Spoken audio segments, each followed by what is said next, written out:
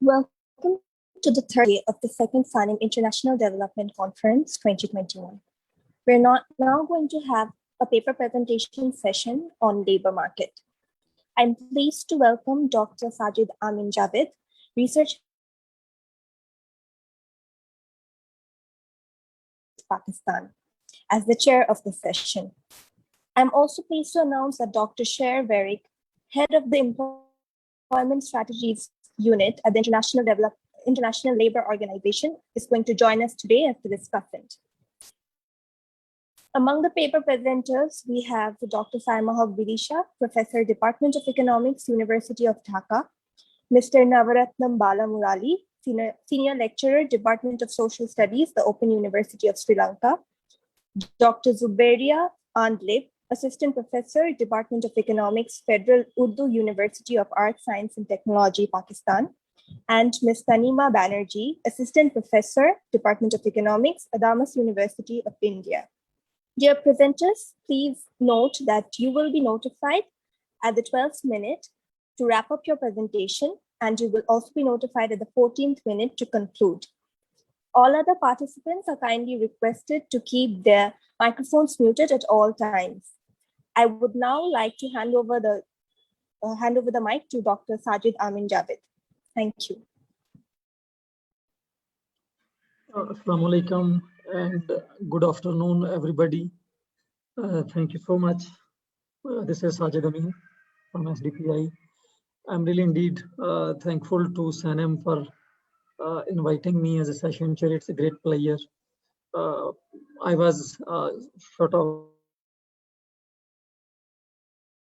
asked by very last moment, but given such an interesting list of papers, I just thought to join more as a listener to see some good work that is being presented. So good luck to all of you. I have been asked to take 2 to 3 minutes just for my thoughts on COVID-19 and labor market. So I'll just try to summarize 3 points before I invite your excellent presentations.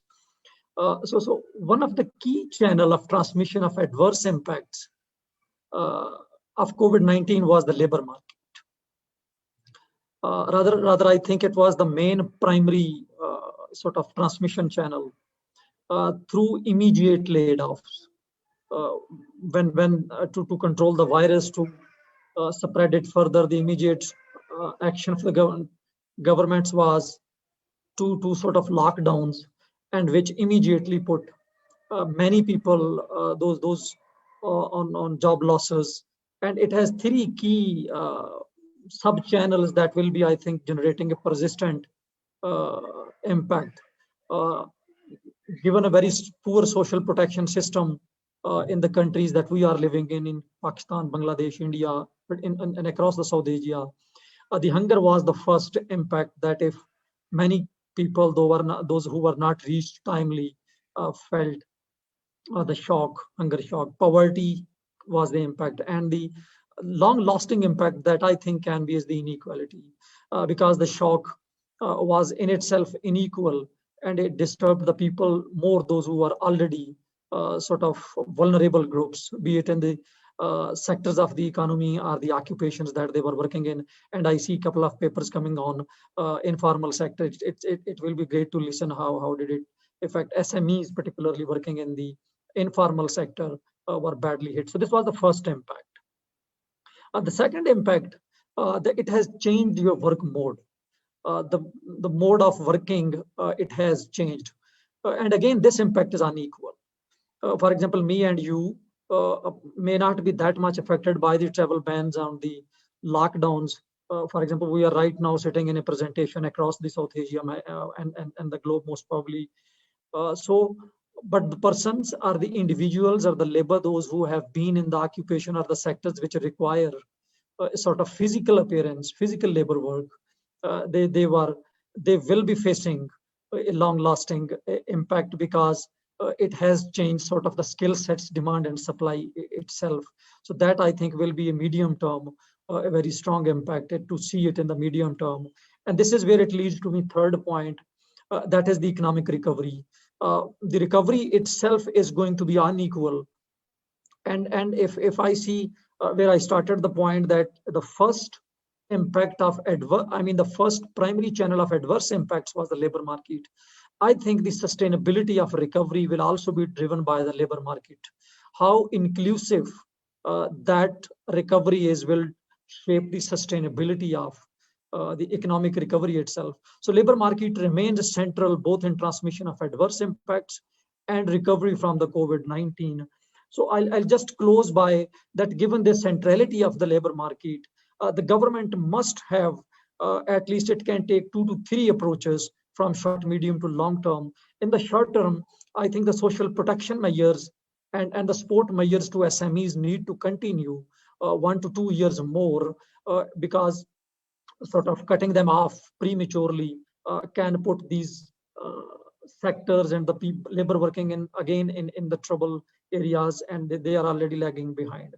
Reskilling will be very important. I mean, given the job natures are changing, many new occupations will be arising, some will be obsoleting. So reskilling the people, developing new skills, and so it will require sort of an investments in jobs for all approach. The equitable recovery in the labor market will require very huge programs. And finally, I'll just grow that macroeconomic policies, fiscal, financial, and monetary policy must take. It must be considerate of the labor market situation for an inclusive recovery instead of the current run that I think is going in South Asia and many other countries is to achieve economic growth, pre-pandemic growth level at any cost. I think this at any cost need to be replaced with the inclusive recovery, and that economic inclusion should be based on the labor market inclusion, because that will shape the recovery, sustainability of recovery, and how inequitable recovery is going to be in the medium to long run will be determined in the labor market. So this was from my side. I look forward to listen your very interesting papers. Unfortunately, I have not been able to go through the PowerPoint slides because I was given just 20 minutes before those slides. So I'll just look forward to listening you. So with this, let me invite our first presenter, Dr. Saima Haq Bidisha. She is Professor, Department of Economics, University of Dhaka, and she will be presenting us impact of the COVID-19 pandemic on Bangladesh labor market. So over to you, please, Dr. Saima. Thank you so much, Honorable Chair. Good afternoon. Let me share the screen first.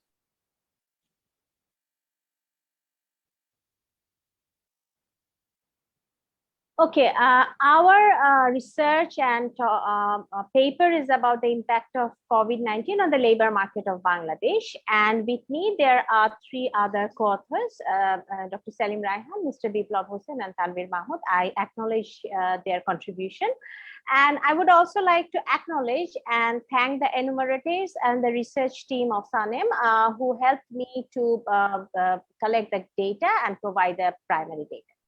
Now, regarding the background, we know that COVID-19 impact on the labor market of Bangladesh, that is quite severe. And basically, like we have 85% of our labor force, they are in the informal sector. And the fact remains that the pace of economic activities, and there were also demand crises. And all of these have resulted in loss of income and employment for millions of people. Now, what we have seen that later on, though the economy was recovering, the pace of recovery, as the Honorable Chair just mentioned, that has not been uniform across sectors, across occupation, across location, or even across sex.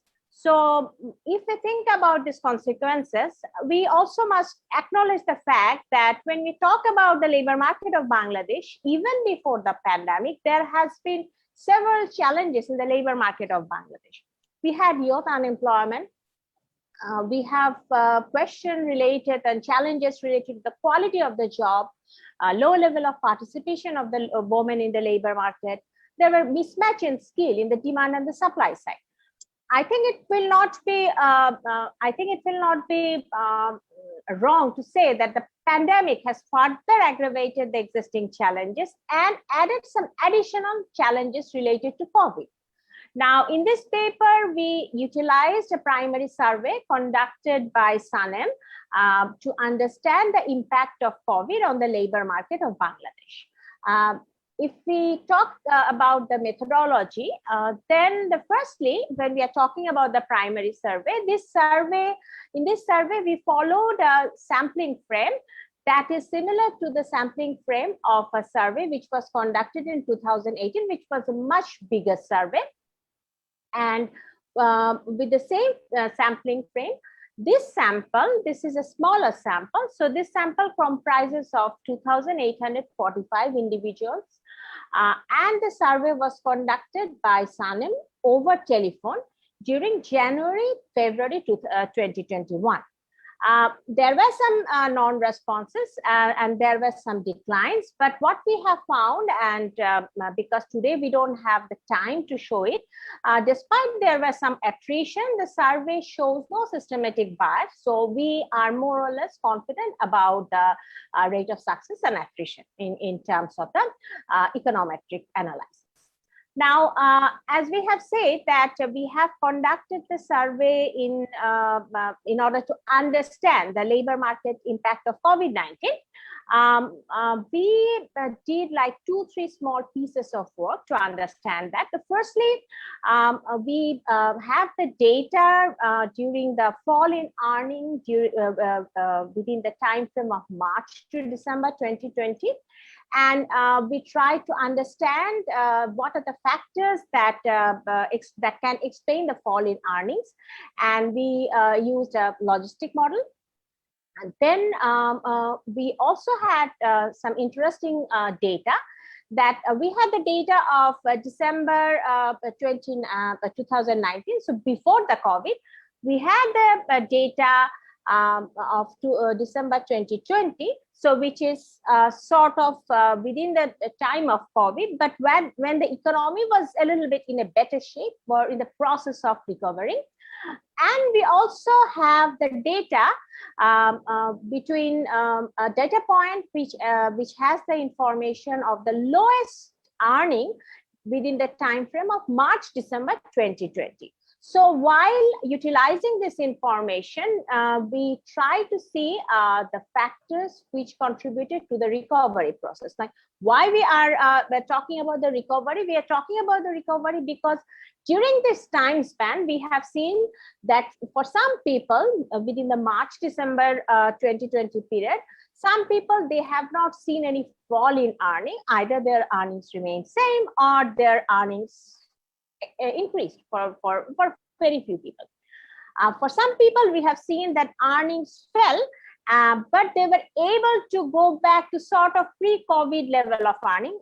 Just to mention that here we haven't adjusted for the inflation, but we have checked and it's not very drastic change.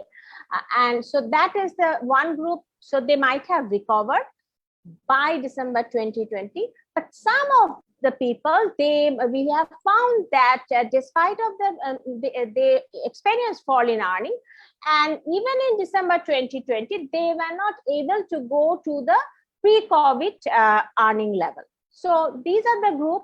For them, we can say that they will not be able to recover. So we can think about like a categorization. So we applied an ordered logic model. I will show the results later. And then this is about the, I would say, first wave. Then there is also another issue that we have the data that is January, February 2020. But we know that during March or during April of 2021, we have got the we have the data of January. We conducted the survey in January, February 2021.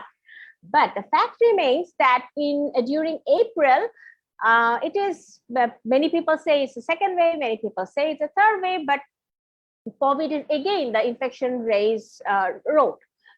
And if we think about that, then it is important to understand like this recovery process or the process, the way people were trying to adapt themselves, that might have been affected by the fact that there were a newer wave of infection, and there were new lockdown, new restriction. So we wanted to understand that with the information that we already have in January and February 2021. And that's why we applied the analysis, which is the vulnerability analysis. And in the vulnerability analysis, what we try to see, the vulnerability to wage fall, and that is the probability that the probability of the current level of earning to fall below a threshold level of earning induced by any sort of shock, risk, or something which is similar to COVID-19. So we use two thresholds here. One is $1.9 a day, which is a common threshold. And the second threshold, because we were more interested to know about the occupation, we wanted to see the mean level of earning of different occupation group, and the mean level of earning that for that mean was conducted for three-digit level of ISCO classification. And as for the vulnerability analysis, we use the real wage, and I don't want to go into detail, but in sum, this analysis involves estimating a wage equation in the first step. Then in the second step, getting the residual, I'm trying to make it in a more verbal manner rather than showing the equations itself. So in the second step, with the residual and the square residual estimated from the first equation, we use that in order to estimate a three-stage FGLS fixed three-stage HGLS model. And with the HGLS model, then we were able to use that HGLS model in order to have the vulnerability index or the probability that we wanted to know. So in that, if you want to see how the probability looks like, so with these 2-3 steps, we got something similar to the equation 2. So in the equation 2, Z is the threshold that we were talking about, the 2 threshold, and this is a sort of a probability distribution. And we were, there can be a little bit of argument here. So we were thinking about whom we will say that who are vulnerable or who have high probability. So we just thought about a threshold 0.5. The work is still, we are working on it. So we can also change the threshold and the result might change a little bit, but we thought like 50% is something that may be quite standard. So individuals whose probability of falling below a threshold level is greater than 0.5, that we thought that they are vulnerable. So these are the 3 analyses we tried to do. So fall in earning, then the recovery, and then the probability to being affected by further shock. So if that is the case, so just give me, I will spend like maybe 1 or 2 minutes for describing the data. So in the data that this data, it has a bit greater proportion of people in the rural area than in the urban areas, but the way it is distributed across the division, that is quite standard, and that we have seen in other bigger surveys as well. Just about 50% of the people we have, they are wage employed, and the unemployed people are around 7%. In terms of the distribution, there is overwhelmingly large percentage of people who are working in the agriculture, and this is not very abnormal given the scenario of the employment structure of the country. But there are also people that we have found and that we have surveyed. They are in different other sectors of the economy. Now, with that data set we have in our hand, we asked people about the problem that they have faced. And when we have seen the problem that they have faced, so they replied about different problems. The wage employed, the self-employed, they replied about the different problems. And what we have seen that 62% say that their salary has dropped. 80% say self-employed people, they say that they have decreased production, profit, and sales. So if this is the scenario, we have seen that a lot of people actually experience fall in earnings. So if that is the case, it is interesting to understand the fall in earning that we will do subsequently. May I know how much time I'm left? Dear presenter, you have about 2 minutes left. Oh, thank you. So Now, if we look at this, so I have to be fast. Maybe I will take 3 minutes with the permission of the chair. If we look at the result, I will go very quickly because I have already discussed about the overall structure. Then I don't want to go into the detail. This is the logistic regression, and the odds ratio are showing that some of the sectors, like the manufacturing sector and self-employed in the manufacturing sector, self-employed in the wholesale and retail trade, and both wage employed and self-employed in the transportation sector, they have greater odds to experience reduction in earning. Then for the ordered logic model, as I said, like there are 3 categories. So whether wage or income decrease and not recover, decrease and recovered, but wage and income remain same. So for these 3 categories, what we have found that this logistic regression, this is a simplified version of this ordered logistic regression, and the odds ratio showed that almost similar. In case of the recovery, the log odds ratio shows that those self-employed people in the manufacturing sector, self-employed people in the wholesale and the retail trade, and both self-employed and wage employed in the unemployed in the transportation sector, they have they have greater odds not to recover. So they are in a more, I would say, not in a vulnerable, but they are in a more critical situation. If that is the case, then what our vulnerability analysis shows, if I want to sum it up quickly, then our $1.9 a day threshold vulnerability index shows that rural people, proportion of vulnerable people are found to be greater in rural areas. Those without any education and primary education, they are experiencing a greater percentage of them are experiencing vulnerability. And in terms of the industry, those who are in the primary industry, greater percentage of them reported to have experienced or reported to be in more vulnerable position than those who are in the secondary or the tertiary level of industries. Now, for the distribution of vulnerable people with the 3-digit occupation category, I will not go into greater detail, but proportion of vulnerable people are found to be greater in the managerial occupation. But remember that these managerial occupation consist also of some small managers who are in the rural labor market. And we also found that some other sectors like plant and machine operators and those who are working at clerical support worker, these people, greater proportion of these people, they are found to be more vulnerable to experience a fall in wage in case of any further shock in their earnings, like the COVID-19 subsequent waves. So if that is the case, then let me just conclude here. So it is important to identify the sectors which have not been recovered, and we have found some of these sectors, and we have to think about newer incentives because there are also already some incentives. Self-employed, they were experiencing slower pace of recovery, so they should be the focus in analysis.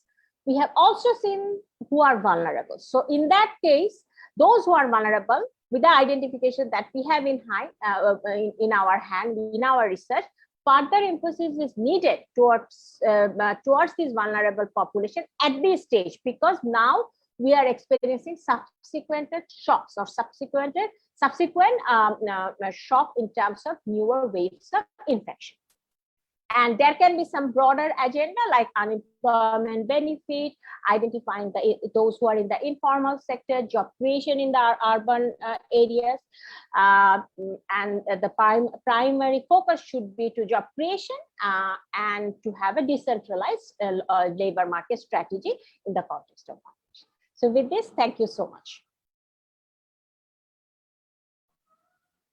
Well, thank you, Dr. Sharma, for a very useful presentation and some interesting findings. I'm sure our honorable discussant will be at the end of these presentations coming on, but I found some good couple of points that I'll be holding for the time being to just save the time. So with this, let me bring in our colleague from Sri Lanka, Navaratnam Balamurali. I hope I am pronouncing it right. He is senior lecturer at Department of Social Studies, the Open University of Sri Lanka. And he will be talking on determinants of youth's informal employment in Sri Lanka, an empirical analysis. And it has sort of at least two important points that is covering. The number one, it is on the youth, and the other is the informal employment. So very good pickup of the topic, very interesting and timely. So over to you, Mr. Murali.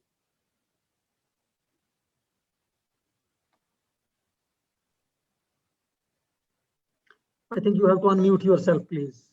You are muted most probably.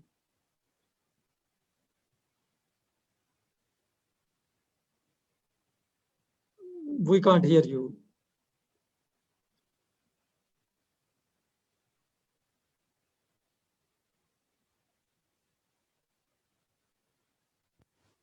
Can you hear me now? Loud and clear now. Yes, we can hear you now. Right. Thank you very much. Sorry, yeah, right. Okay.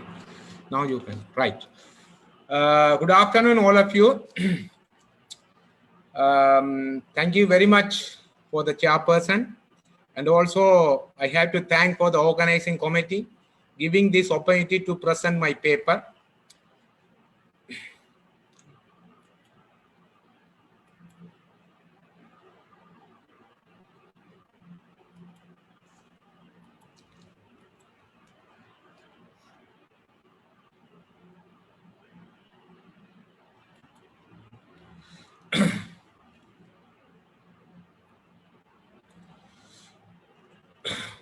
My topic is determinants of youth informal employment in Sri Lanka. This is as an empirical analysis. This is the part of my master degree program research. My supervisor is a Dr. Priyanka Dunusinga, senior lecturer, Department of Economics, University of Colombo. So first, the presentation, outline of the presentation is introduction, research objective, literature review, methodology, results and discussion, conclusion, and policy recommendation. So the first is the introduction. You know, the youth employment and unemployment is a worldwide phenomena and academic policy interest in the subject today. So you know, in Sri Lanka, the youth unemployment has been a serious problem. It was recognized as a serious problem since 1960. And also it was largely responsible for the civil war led by the youth, particularly in the year 1971 and 83 until end of May 2009. So, but in Sri Lanka faced the major challenges in providing employment and satisfying other aspirations of youth.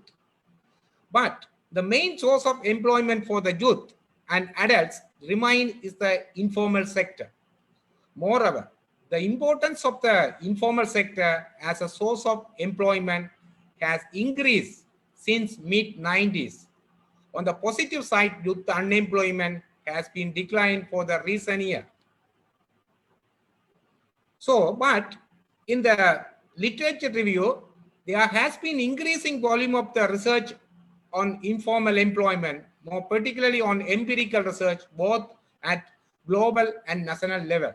You know, informality is one of the most considerable problem field for developing partners and policymakers and business world. Informal economy gives the opportunities to the work by offering experience and self-employment opportunity for the work. So therefore, there is a significant lack of literature and well-organized empirical studies examining informal sector and informal employment in Sri Lanka. So in developed countries and other countries, developing countries, we have found many research articles in the informal employment. But in Sri Lanka, we have limited number of the literature, especially Nisa Arunatilaga, Jayavarna, and Sandrasri, Gunavarna, and Kunatilaga.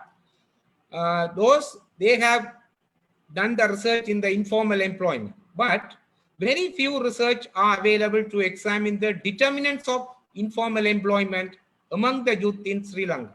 So my objective is to examine and magnitude the determinants of informal employment among the youth in Sri Lanka. So these are the literature review. Those are the Sandrasri and Kunatilaga, Arnatilaga and Sandraratna. Especially in Kunatilaga 2010, observed that the informal sector workers are more disadvantaged along the line of age, ethnicity and education and skill level compared to the formal workers in Sri Lanka. And Sandrasri also 2013 underscored the low level education is a characteristic of informal sector in employment in Sri Lanka. These are the some literature review. I put my research. Next, we can go to the methodology. So in the methodology part, we have to find out, we have to define the concept. We can define the concept informality, informal employment, informal economy, informal sector. So therefore, based on the international labor conferences, in 19 labor conferences, the definition of informal economies refers to the all economic activities by workers and economic unit that are in law or in practice not covered or insufficiently covered by the formal arrangement. So therefore, based on the international conference, Sri Lanka International Conference Statistician Labor in 2003, the informal employment, all informal jobs, whether carried out in informal sector enterprise or household job-based definition, based on the 17th International Conference on Statistician Labor, 2003, statistical labor, right? So this is the our framework, the informal economy. Normally, the labor force framework, we have the population, working age population and non-working age population. Then working age population be divided by the two sides, labor force, non-labor force. Under the labor force, we have unemployed, employed. So in the employed part, we have formal employment and informal employment. So informal employment, we are working under the employment in the informal sector and informal employment in the outside of the informal sector. So we used the conceptual framework is done based on the source of 17 international conference on the labor statistician. Based on the Custman's 2001, he defined the conceptual framework based on the job and production unit. So we have the production unit, 3 production unit, formal sector enterprise, informal sector enterprise, and household. But job status, we have own account workers, employers, contribution family workers, employees, and members of productive cooperative. But in Sri Lanka, we don't have the data related to the members of producers cooperative. Only we have the own account workers, employers, contributing family workers, and employees. So you can see some people, they are working in the formal sectors and part of the work in the informal also, right? So therefore, this is the, I can say the dark gray is in representing the informal work. These are my conceptual framework. So then data.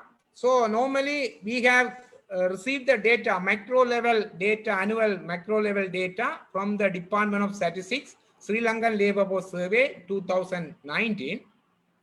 Total observation, individual, we got around 82,000 or something. But from this, we define filter the youth.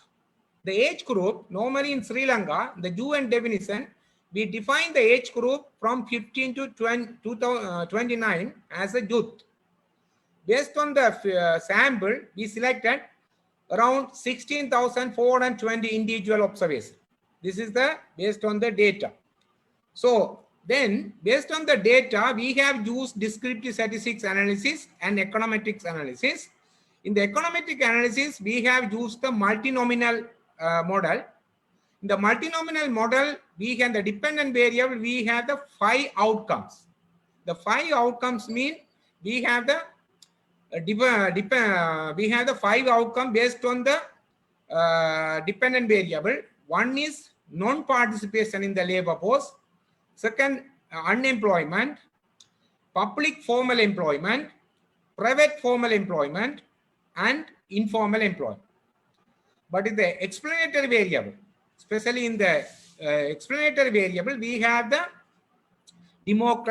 democratic characteristic and education and individual characteristic, literacy, ethnicity, and sector-wise characteristic we include. And also the betas representing the coefficient, vector regression coefficient, and this is the error term. This is the error term of the model. Based on the 5 outcomes, this is the results. This is the descriptive results. The descriptive results, we have the percentage, frequency percentage. So the individual gender is a male percentage, 68%, and female 32%. And also marital status and ethnic religion, Sinhala Buddhist, Sinhala Christian, Sinhala Tamil Hindus. These are the ethnic religion categories. And ethnicity also, the Sinhalese is around 59%, and Sri Lankan Tamil is 24%, and Indian Tamil 3.2%, and Morse is 13%, others 2%. And also age group and literacy and sector wise and province wise the frequency, economic sector wise and occupational wise and job status wise and job tensor. These are the some frequency information explain the descriptive statistics. Then we can move on to the econometric results based on the multinomial outcomes. Here based on the time limitation, I put on the determinants, main what are the factors determine the informal employment. So then I based on the results, we can see in the base categories, the male, the youth women are less likely, around 32% to participate in the informal economy compared to the men. But in the formal workers are more likely to be the male. Therefore, in Sri Lanka, the youth case, the male may be the under greater pressure from the families to become employed, so that they are the more likely to take up any employment. And also, considering the marital status also, in the youth case, we couldn't find out the significant results, divorce, separate, and widow, right? But in the married case, 3% of the individuals are likely to informally employed, then they are likely to be the non-married group of youth. The non-married group youth is the base category, reference category. When we consider about the next informal youth workers, especially in the ethnicity, especially in the Sri Lankan Tamil and Indian Tamil, those are the people, they like to more work in the informal work. And also the single people is the reference category. In the case of Moors and other ethnic groups, but according to our research, did not significantly affect on the being the informal youth workers. But in Sri Lanka, many Moors, especially in the Muslim people, they are engaging in the informal work. But according to my research, I could not find out the significant results. They are involved in the more work in the informal. Dear presenter, you have around 2 minutes left. So these are the looking the religious wise information, and also comparison in the non-participant of the age group wise. The age group also, when we compare with the 15 to 19, 20 to 24, 25 to 29. So especially in the more age group, especially between the 25 to 29 people, they are more likely to work in the informal workers compared to the other age group, 20 to 24 pocket.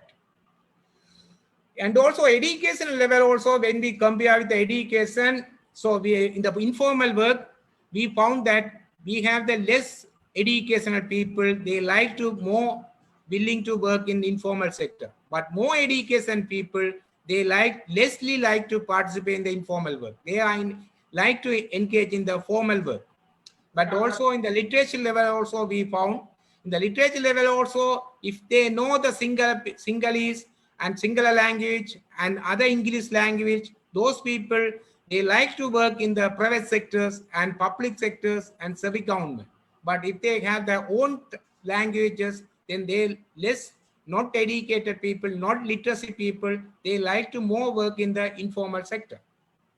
So when we compare the sector-wise, urban sector, estate-based sector, and rural sectors, the more people they are engaging the agriculture sector, especially in the rural sector, more youth they are involving in the agriculture sector work, especially in the informal employment, compared to the estate work. But in Sri Lanka, the estate normally under the semi-government, especially in the companies, the tea estate companies, they are under the formal sector employment. Therefore, more youth workers in the rural sector, they are engaged in the informal work.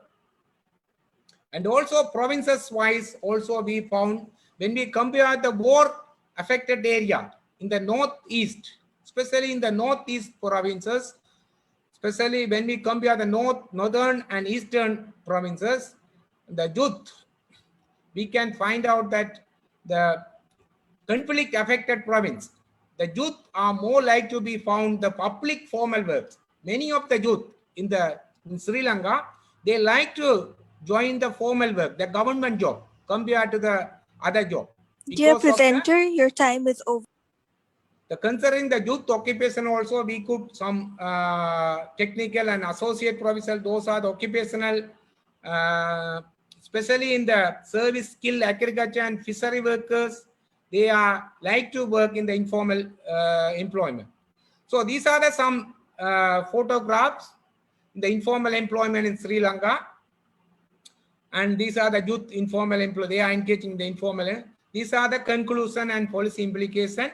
Based on the conclusion and policy implication, our research suggests that the several areas needing the attention of the policymakers and job creation, especially provinces outside of the Western province, it is important. And also more equitable development across the region, improve the access of credit and infrastructure facility. And also in Sri Lanka, we have to reform our education.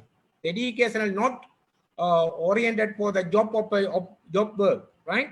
So the education reform, formal education is not market oriented. Access for the training needs to be improved, especially in the financial and geographical.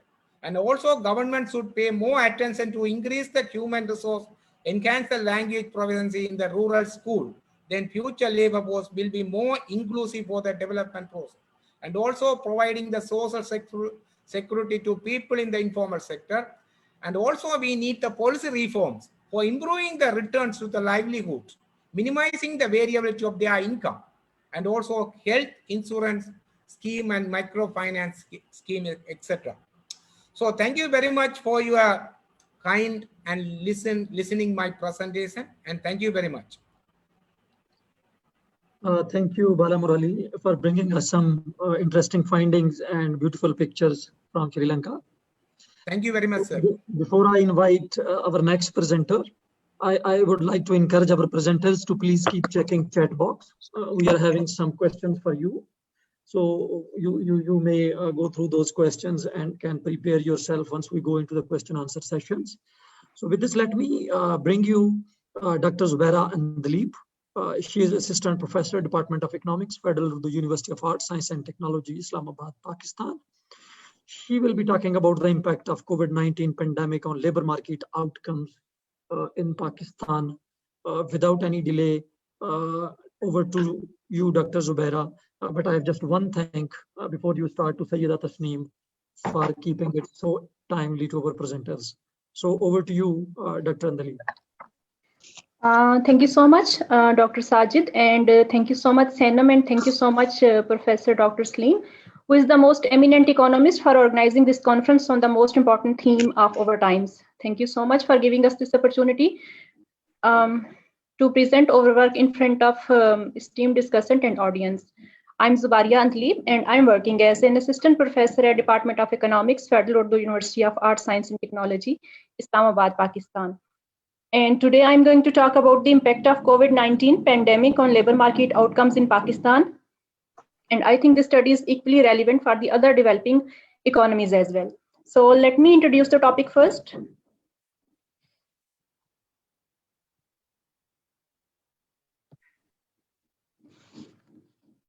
The COVID-19 is an example of the global economic crisis in recent times. It has affected almost every sector of the economy.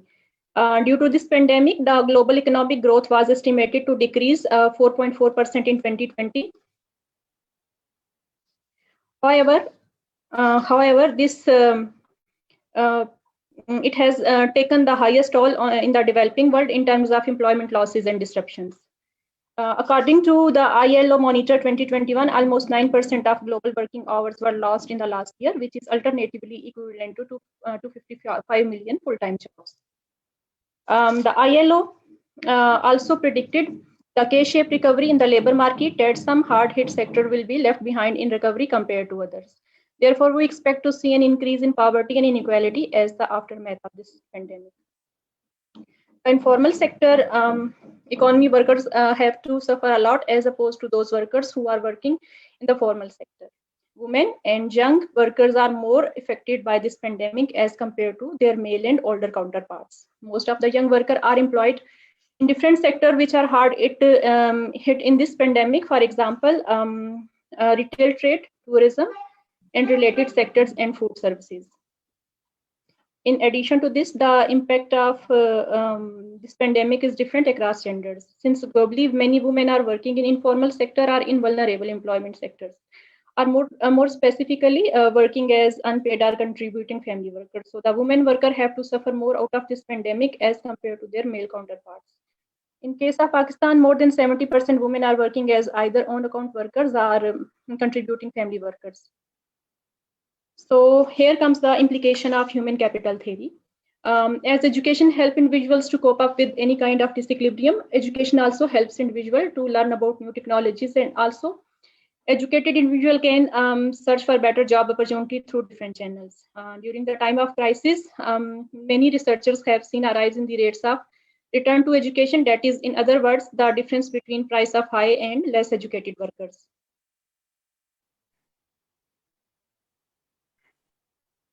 On this slide, we have presented a snapshot of the Pakistani labor market. And we can see overall, male and female labor force participation rates are almost stagnant or have very little variation for the last decade. And if we talk about the quality of employment, and then we can see irrespective of gender, most of the employed persons are working in informal sector for the last 20 years. We have seen immense literature on the impact of COVID-19 pandemic on labor market outcomes for different economies around the globe, but we could not find any notable study in case of Pakistan. Based on the previous discussion in fact and figures, now we are able to specify the objective of the present study. The present study is a first ever attempt to capture the impact of the COVID-19 on labor market outcomes in case of Pakistan. So the study divided employment outcomes into three categories: employment disruption, employment loss, and the same status as before the COVID-19. So we have applied linear probability model and binary logistic model. In the first model, dependent variable is employment disruption. The second model, the dependent variable is employment loss, and in the third model, we have combined first two outcomes. I mean, employment disruption and employment losses. Whereas XI represent different explanatory variable, it includes age, education, occupational, and employment statuses categories, and also regional and provincial dummies. So we have used the special rapid appraisal survey conducted by the Pakistan Bureau of Statistics during October to November 2020, and the sample size comprised of 6,000 individuals across Pakistan and almost 23,000 individuals aged 10 years and above. So here is the list of over variables we have used in our analysis. According to the descriptive statistics, most of the young workers of age 15 to 25 have to suffer from employment disruption and employment losses, are obviously the both.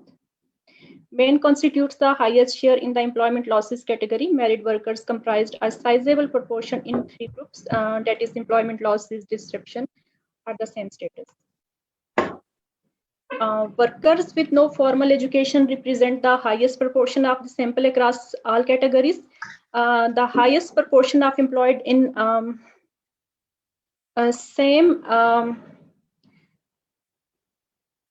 in the same status group are skilled agriculture workers, followed by the workers in elementary occupation and service workers. Whereas in case of employment description category, the highest share of individuals are working as service workers, followed by the elementary occupations and professionals. The highest proportion of workers in the employment loss category are in elementary occupation, followed by the service workers and craft workers. So, and another important thing is most urban workers have to suffer from employment losses as compared to their rural counterparts. So here comes our empirical analysis, and it provides few important insights. As compared to the age group of 46 years or older, younger workers who belong to the age group of 15 to 25 years are more likely to face employment losses. Male workers are less likely to suffer from employment disruption compared to their female counterparts. Married workers, they had a lower probability of both experiencing employment disruptions as well as employment losses. Over empirical results also show a higher probability of employment disruption for almost all education levels compared to the base category of no formal education. However, we can say educational attainment of intermediate level and above is associated with a significantly lower probability of employment loss, even though this effect is highest for workers with a master and PhDs. Next, workers employed in white-collar jobs having a higher probability of facing employment disruption compared to workers in elementary occupations. Other than that, legislators and senior officials and professionals, skilled agriculture workers and technicians had a lower probability of losing employment as compared to those workers who are engaged in elementary occupations. In addition to this, the individual residing in the urban areas of the country have a lower chances of experiencing employment disruption, but have a higher probability of suffering from employment losses. And as far as provincial dummies are concerned, we can say as compared to the reference category of KP province, workers in other 3 provinces have a significant lower probability of experiencing employment disruption. Yes, in terms of employment statuses, the result revealed that paid employees, self-employed and employers all had a higher likelihood of both experiencing employment disruption and employment losses. So over special survey also collected information on the different types of social protection benefits that the selected households were received during this pandemic. The analysis shows that the highest share of the individual in the employment loss category received some form of social protection support, like we can say 76.6, almost 77%. Table shows that most of the individuals who experienced employment disruptions and employment losses received cash in kind support from their family or friends or their neighborhood. And 25%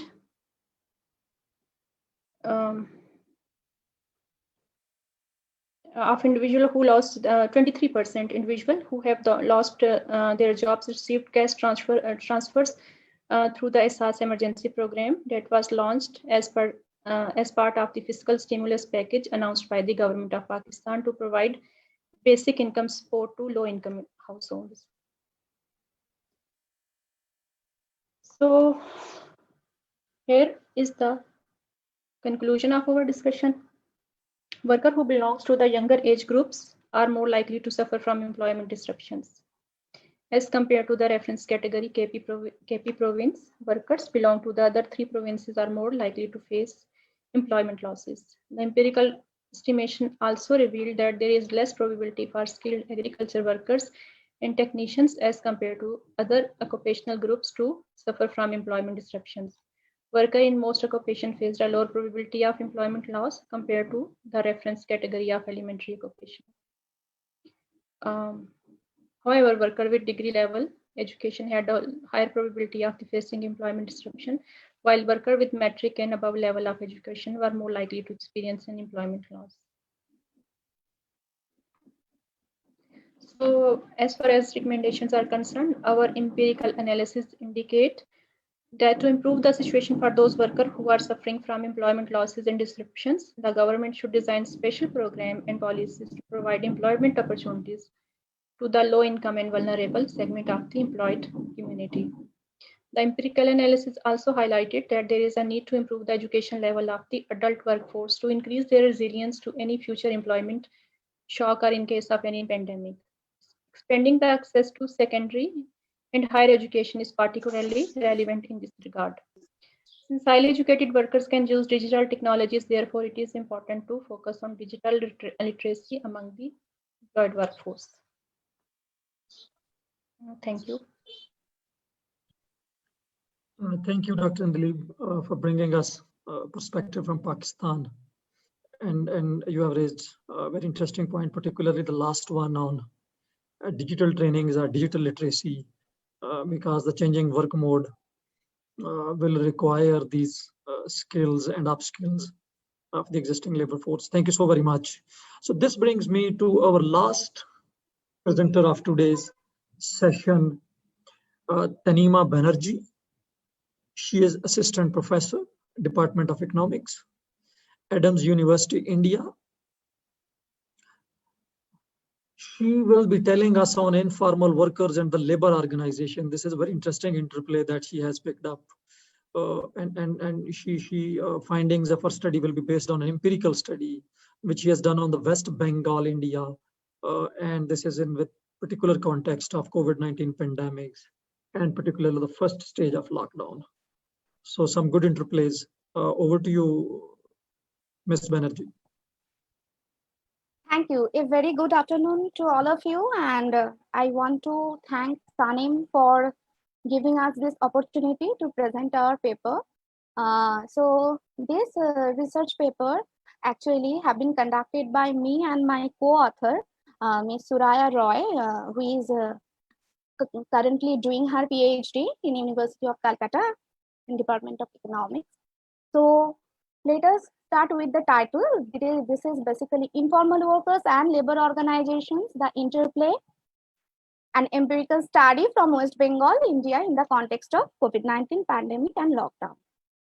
So to start with, let me introduce my research objective and the research questions.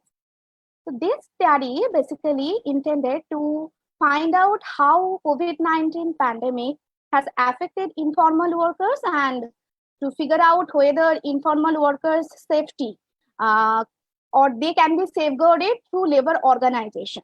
And given this objective, there are basically two questions that this study has tried to address. The first one being, how has the COVID-19 pandemic induced lockdown in India affected jobs and wage earnings of informal workers?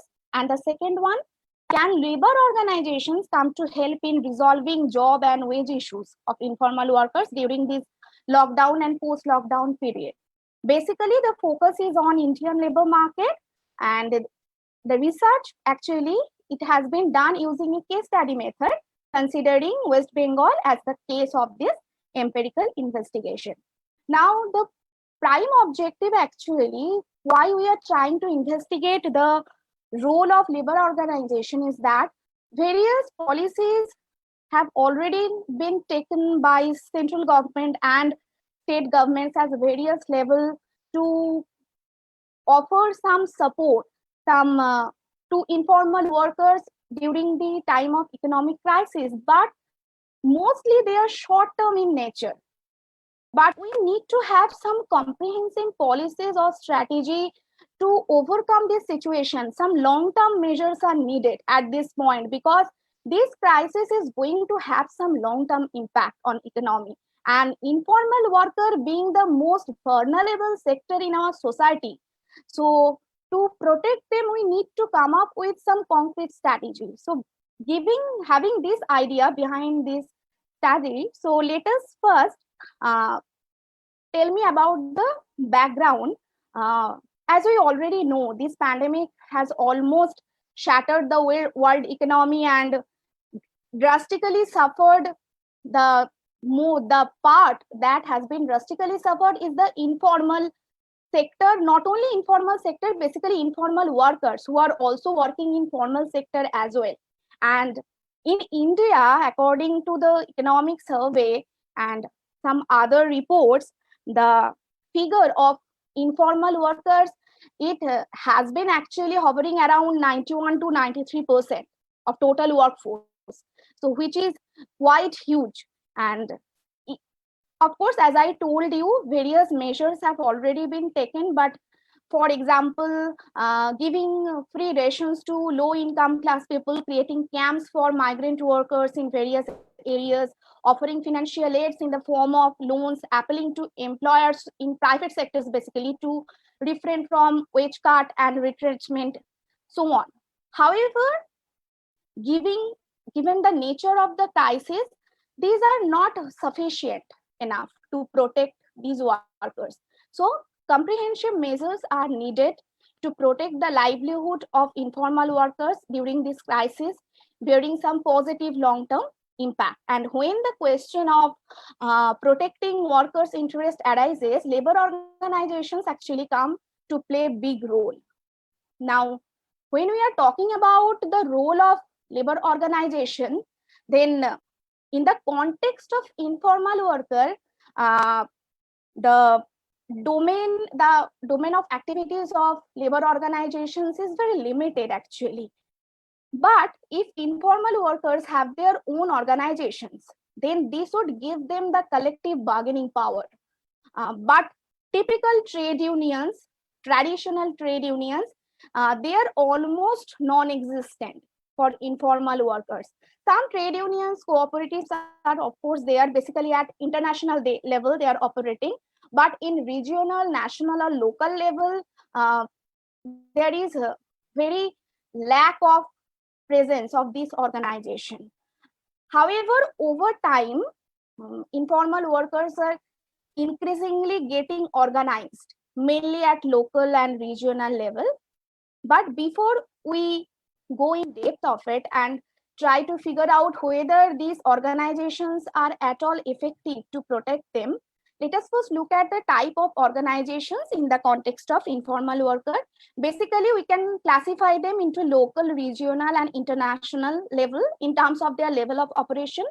Local organizations, they mainly engage in arranging resources to increase income, negotiate with employers to provide them with better working conditions in their workplaces, influence relevant authorities in their policy making and regulations, and so on.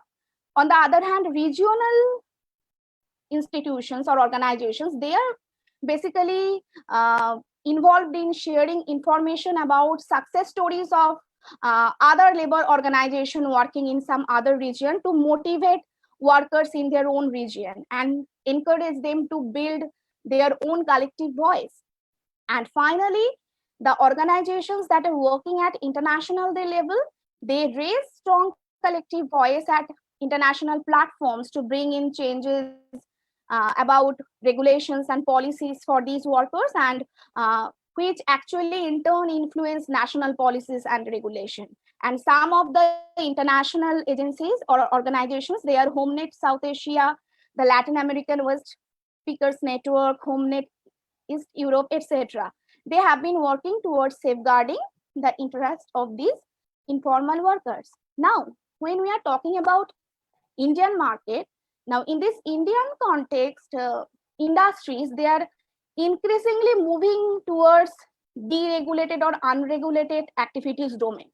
So what is happening? They are creating more informal employment in India, and they remain excluded from the legislative and policy domains. And to a large extent, this kind of exclusion is on account of the absence of proper labor union and their activities, so that they have lack of collective voice. And traditional trade unions, they have not much succeeded in integrating informal workers into the domain of their membership. Basically, according to one of the ILO reports, even if informal workers is one of the major priority areas for international organizations, very often national trade unions, traditional trade unions, they have some negative attitude towards informal sector, and they are not much interested to extend their area of activity towards the informal sector or for informal workers. But in some industries, such as construction industry, the berry making industry, here some kind of unionization of informal workers can be found here in India. But in recent time, there is an increasing range of informal workers getting more organized into associations which are not similar in terms of their features and as traditional trade unions. Basically, these labor organizations, they formulate their legal structure and strategies by taking into account the unusual feature of the informal activities that are different from those found in formal work domain.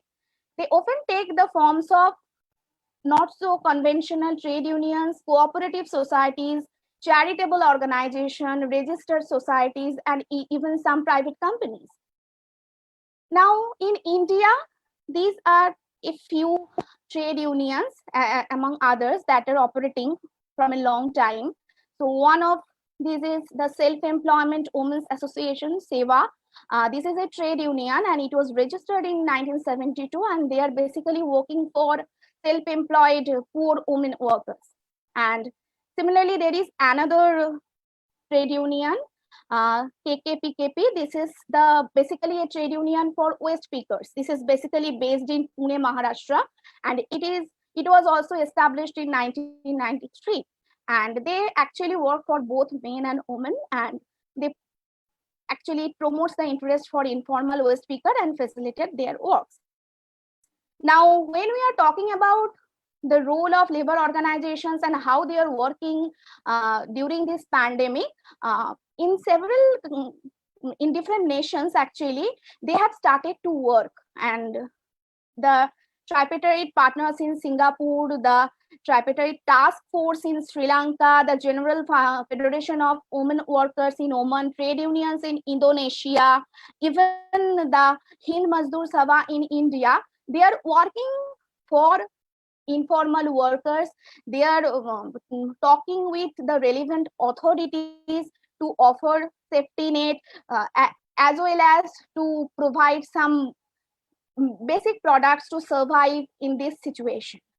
Now, given this, let me first tell you the contribution of this study. Labor organization, they are strong labor market institutions, and they can actually influence workers' issue. Therefore, in the time of crisis, we shouldn't overlook their involvement and their importance. But given the present crisis, much focus has not been diverted to examine the role of this organization in dealing with informal workers' problem. Interestingly, in India, trade unionism has been experiencing a declining trend in last 2 decades, and only 40% of the union members in India are working in informal sector. The importance of these unions nonetheless cannot be ignored given this challenging period to offer some long-term impact. And given the lack of studies on this, I think this paper will offer some insight into how we can use labor organization for offering some long-term solution to the current problem. Dear presenter, you have 2 minutes left. Okay, I'm just summing up the data and methodology part. We have used a primary survey, and our sample size is 187, and we used a semi-structured questionnaire, including a set of closed and open-end questions, and It is an individual level survey, and to represent the entire state well, we collected data from 5 administrative regions of the state. And basically, the survey was conducted during the period of April to June 2020. And it is a purposive sampling method. And basically, we have considered non-migrant workers who are actually informal, engaged in informal employment, both in formal and informal sector.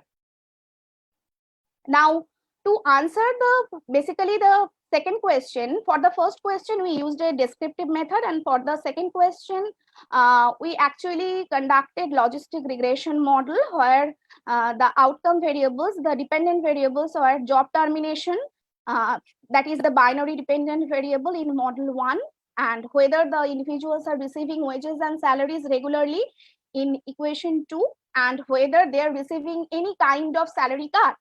So this is for the third model. And the main independent variable of interest is labor organization membership, and we also use some control variables like work experience, gender, caste, and sector of work.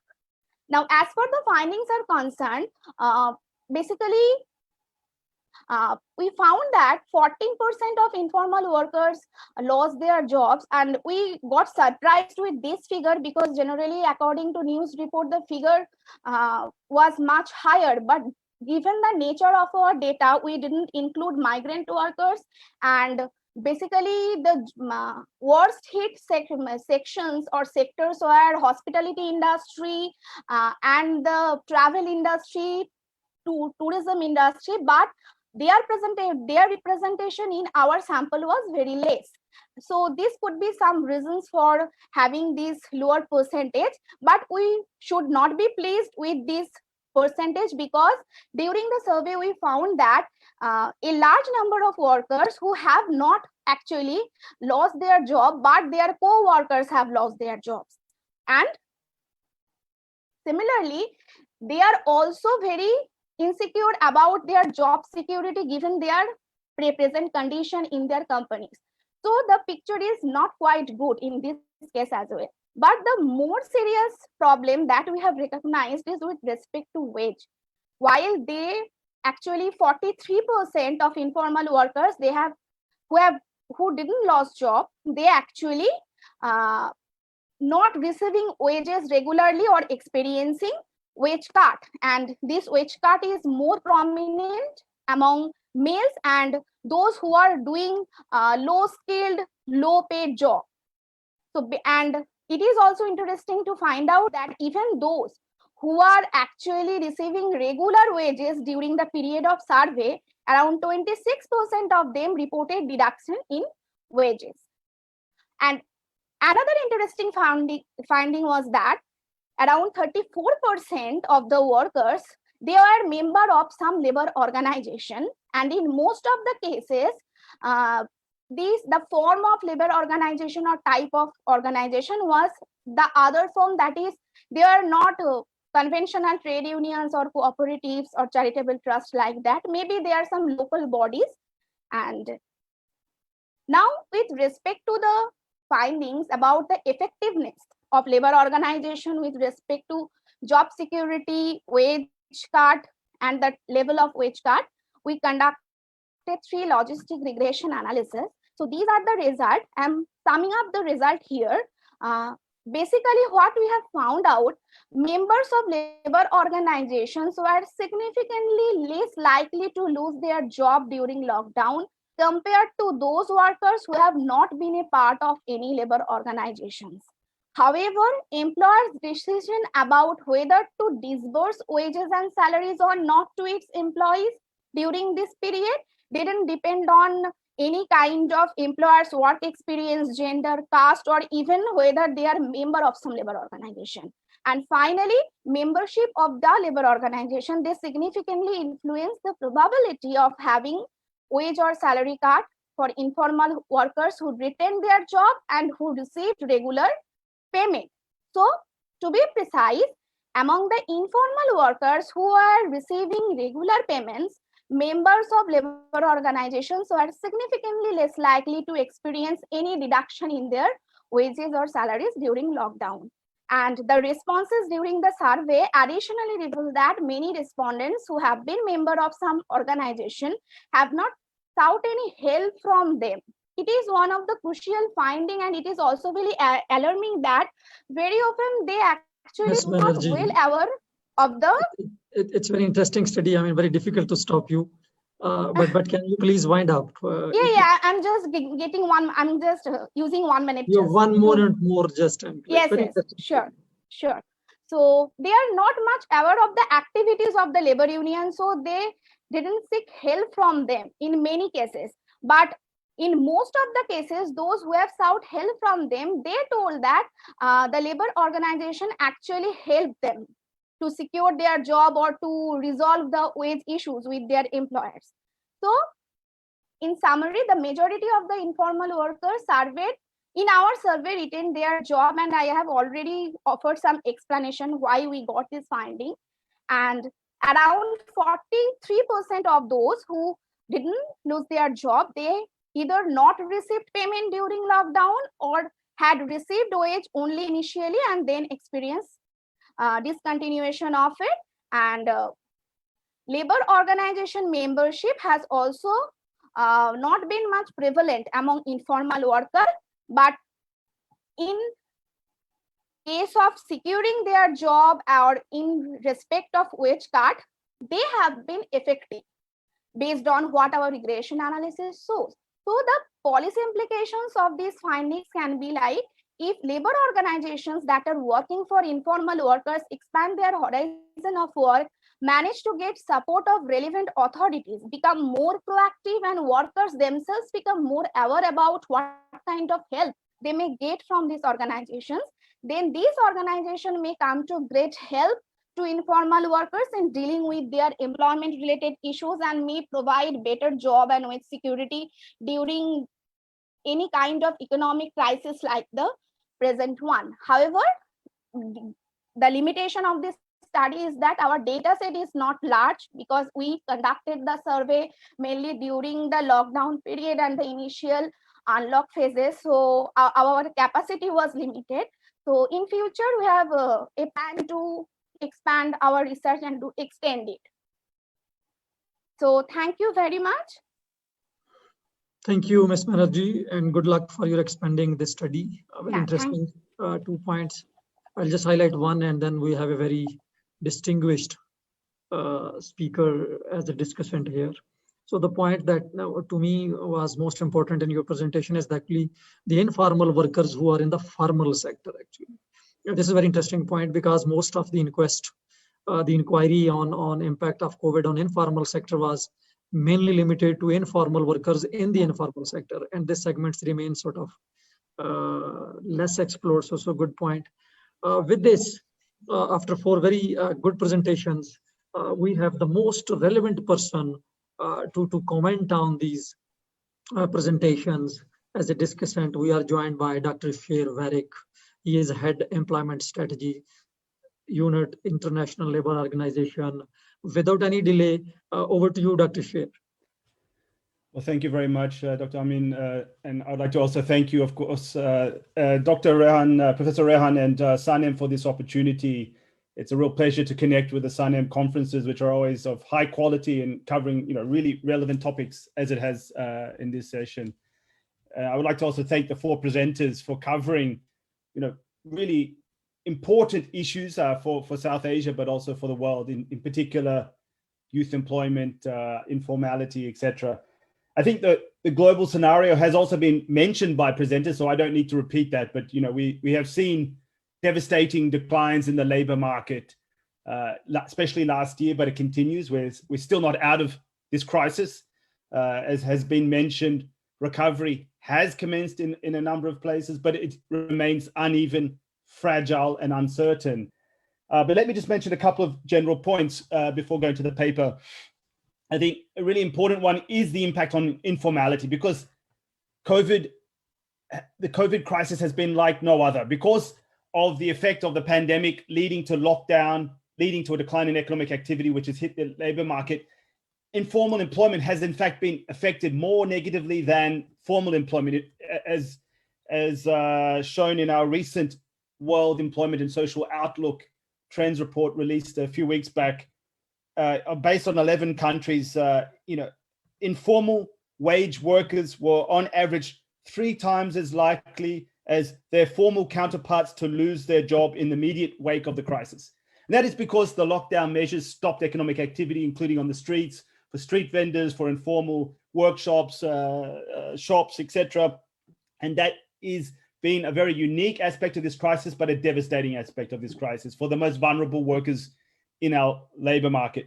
Other aspects, of course, the youth have been badly hit, as we see in every crisis, but we see that also very clearly in this one. Also, the gender aspect has been a very important one because of women being hit in those hard, badly affected sectors, particularly in hospitality, etc.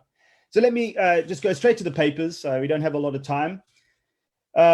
And let me start with in the order they were presented. And thank you, Professor Banerjee, for the presentation on the impact of COVID-19 on the Bangladesh labor market.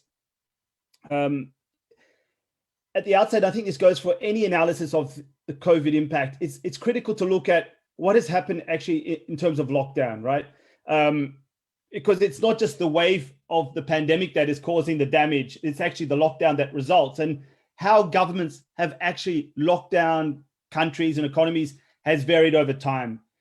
April last year was the most severe lockdowns we've seen around the world. Countries have adapted it over time. But I see, for example, in the case of Bangladesh, if you look at the Oxford Stringency Index, which is the main indicator that we all use to look at the effect of lockdown, Bangladesh had a big peak in the lockdown stringency in April last year, but they maintained it for a majority of the year. So lockdown has been impacting the labor market throughout the year. And this is where the damage comes from, right? This is what has curtailed economic activity. So just let me come to some specific points. And, I think it's great that, you've done this primary survey and a telephone survey, which has been a key approach in many countries. And I think it's great to see that being done systematically with the Planning Commission and others, etc. And the few points I would like to just flag is, this issue of what stands out firstly to me is the percentage of male respondents. And 91% are male respondents. So there's an issue of a bias that's inherent maybe in mobile phone usage and how you're able to reach respondents. I've seen this in other cases, so it's not unique to this survey, but I just want to know what your insights are on that in terms of the gender responsiveness. And you've used wage information, which is really important because those cuts to wages, etc., and incomes is a really critical channel. But I wonder what the non-response rate on wages is, whether you have trouble getting wage information, and particularly, ability to identify recovery through wage data that's collected through a telephonic survey. I think your descriptive analysis was very thorough and very important. And I just want to then raise a question about the sectors. As you find, some sectors have been hit hard of, those in manufacturing, construction, transport, storage. It's interesting because that's around the world. We have seen, particularly last year, manufacturing was hit hard, but recovered actually quite strongly in many countries later in 2020. You may not be picking that up in your data, but hospitality, as I already mentioned, has generally been the hardest hit sector. If you look at what's called accommodation and food services, we saw employment declines globally of around 20% last year. So I'm just wondering what's happening in the Bangladesh manufacturing, and of course in Bangladesh that means the ready-made garment sector and how that plays a critical role. So whether you have any insights on the sectoral dynamics in the country to give a bit more of a story to your findings there. I think the occupational aspect is also very important, and interestingly, you find vulnerability across the skill distribution, right? Not just the low skilled, but also managers. And but obviously the managers are not as vulnerable to poverty. So there's there's different vulnerability across the occupational distribution, which we also use as a proxy for skill distribution. But obviously those the lower end will be more vulnerable to poverty. So thanks again for that presentation and the co-authors, of course, on that very interesting paper. So let me quickly move then to the second paper by Mr. Balamurali on youth informal employment in Sri Lanka. Of course, this is a very relevant topic for any country in South Asia. But of course, given that we're in COVID, a question comes up then immediately of, so what's happened during COVID? And I know Sri Lanka has quarterly labor force survey, at least if you look at our ILO stat database, which is our repository of data, which is based on microdata files for most countries. We have data to the second quarter of 2020 for Sri Lanka. So you must have at least that access. So I think it's very important to look at COVID as well, if possible. And looking at the lockdown figures, is Oxford stringency indicator, as I mentioned, lockdown in Sri Lanka has been less stringent than in Bangladesh, for example. So it'd be interesting to understand, maybe this is the second paper, how does that difference then play out in the labor market in terms of the effect of lockdown on economic activity and jobs? Now, just coming to the presentation, I think it's great that you go through the ICLS definitions. I'm very happy to see that as something, of course, we support and encourage countries to use it properly. But I think you have to, really focus much faster on those points. I mean, the introduction was a bit slow on this, and you really need to, for a presentation of this kind, you have to get really to the point of the definition, what definition you're using. So then you come to this ICLS matrix, but then when we come to the analysis, we lose sight of that matrix. So, either you're going to use this matrix for your analysis and say, well, we're going to look at these different cells and say, okay, what's happening in each of those cells, or you're aggregating those cells, but then it should be clear. Otherwise, that introduction didn't give us much help in understanding the analysis. So I think I would encourage you then to use that carefully to show you've gone from that point to that one on from the method, in terms of the methodology. Now, just quickly, of course, it's always important to also compare young people to adults also over time. So not just a one-off point. We should be able to understand what's happening to young people over time. And there, it's even important to have the description of the outcome variables itself, right? So, what's happened to young people in informal employment? How many young people are informally employed versus formally employed versus unemployed? We didn't see that. And you should show that over time. We want to know whether it's increasing, is it decreasing, or is it stable? And just one last point on the results. I mean, if you're looking at the paper, it's only the coefficient estimates for the informal employment that are significant, mostly for most explanatory variables. I mean, it suggests to me that most of the observations are in that category. I mean, so it's important to understand how many young people actually in those different states that you're using for your analysis. So I think just a few points there, and thanks again, Mr. Balamurali for that presentation. Now, coming to the third paper, for Dr. Anlib from Pakistan, thank you for the presentation as well. And I think you provide very good context. And of course, nice to see the ILO results referred to. I think, when we come, and I guess this also applies to any paper on COVID, and also even for the one on Bangladesh. When we see what's happened with COVID, and then we're going to move to what's happened in the labor market as a result, I think it's important to highlight which groups are vulnerable and why. So, it's good to show where we were on labor force participation of women, etc. But, I mean, ILO, some of those global studies gave you a context for that. So gender, youth, by sector, because, to build the hypothesis why we're looking at those groups, it's, I think it's good to highlight who were at risk in 2020 at the starting point of the crisis. And then what do we see as a result? It's good to see the use of the special survey that was done, though, seeing the age category 10 to 14 is always, of course, is always a bit funny. I know the Pakistan data does cover 10 to 14, but of course that's child labor, but, there's a very small percentage of the actual sample. I'm trying to read my own handwriting now. And so, this is similar to some of the other presentations. I think it's critical to have a good understanding of the outcome variable itself that you're analyzing. So what percentage are, of the observations were exposed to disruption or employment loss, or the same? I mean, so just to get a handle of what exactly the outcome variable is. I mean, it's good to look at the explanatory variables and say, well, this was the differences. But what is happening in the outcome variable? I think this is, I see this in a number of presentations.